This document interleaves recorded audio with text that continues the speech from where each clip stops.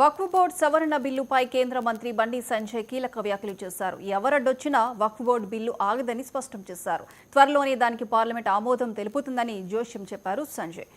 Majlis దేశద్రోహ party అని మత కోణంలో అడ్డుకుంటే ప్రజలే తిరగబడతారని వ్యాఖ్యానించారు. ప్రజల ఆస్తులను కాపాడాల్సిన బాధ్యత తమపై ఉందన్నారు. ఈ బిల్లును వ్యతిరేకించే పార్టీలకు గుణపాఠం తప్పదన్నారు కేంద్ర మంత్రి బండి సంజయ్. సరే ఒక్క ఓవేసి ఆ తాగున్నదాగా ఇంటి పట్ల ప్రాసెస్ జ్ఞానం పట్టుకోండి. ఓవేసి 100 మంది వచ్చినా ఆగలరు, ఓవేసి దాత వచ్చినా ఆగలరు.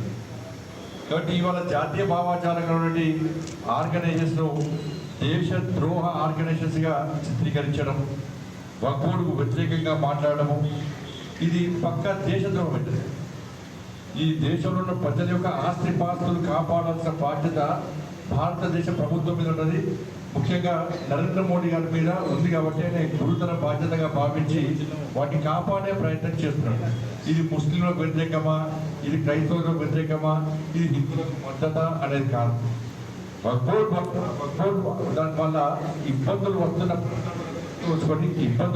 పరిణామాలు దృష్టిలో ఉంచుకొని ఈ బిల్లును కేంద్ర ప్రభుత్వము తీసుకురాబోతున్నది. దాన్ని జాయింట్ పార్లమెంటరీ కమిటీ వేసింది. దేశవ్యాప్తంగా అందరూ పర్యటించారు. అన్ని పార్టీల నాయకులు దానిలో ఉన్నారు. దానికి ఒక చైర్మన్ ఉన్నాడు. దేశవ్యాప్తంగా అన్ని ప్రాంతాలు తిరిగిరు. అందరి అభిప్రాయాలు తెలుసుకున్నారు. ఆ కమిటీ ఒక నిర్ణయానికి వచ్చింది. ఆ కమిటీ